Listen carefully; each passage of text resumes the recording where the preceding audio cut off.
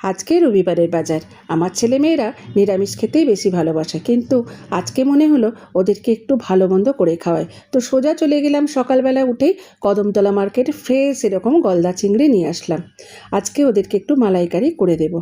তো আগে হলুদ জল নুন দিয়ে এই চিংড়ি মাছটা ফোটালাম, মানে সেদ্ধ করলাম। এটাকে অনেকক্ষণ ধরে সেদ্ধ করলাম। সেদ্ধ করা যেহেতু বড় বড় চিংড়ি মাছ, এবার সেদ্ধ হয়ে গেলে একে আমি তেলেতে একটু ফ্রাই করে নিলাম। তারপরে এই যে কোকোনাট ম্যাগি পাউডার, এটাই আমার নারকেল দুধের কাজ করে। তো কড়াইতে আমি ঘি দিলাম, ঘিয়ের পর পেঁয়াজ বাটা দিলাম। পেঁয়াজের কাঁচা গন্ধটা কেটে যাবার পর ওতে আমি জিরে, ধনে অল্প, সবই গুঁড়ো, একটু গরম মশলার গুঁড়ো, নুন, মিষ্টি, শুকনো লঙ্কা এগুলো দিলাম। এবার যেই দেখলাম একটু ওটাকে ভালো করে একটু কষতে থাকতে হবে, একটু বেশি করেই কষতে হবে। আর ইতিমধ্যে আমি চিংড়ি মাছটাকে দই দিয়ে মাখিয়ে রেখে দিয়েছিলাম, টক দই দিয়ে। এই যে আদা রসুনের পেস্টও দিয়ে দিলাম।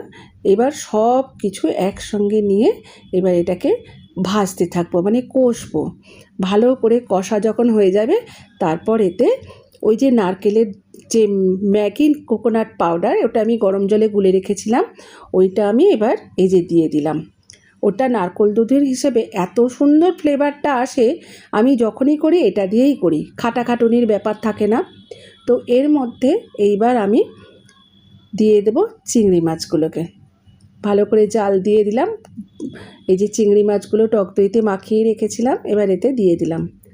দিয়ে বেশ খানিকক্ষণ এটাকে ঢাকা দিয়ে এটাকে রান্না করতে দেব। উল্টে পাল্টে চিংড়ি মাছগুলোকে দিয়ে দিলাম, দিয়ে এবার এখানে ঢাকা দিয়ে দিলাম।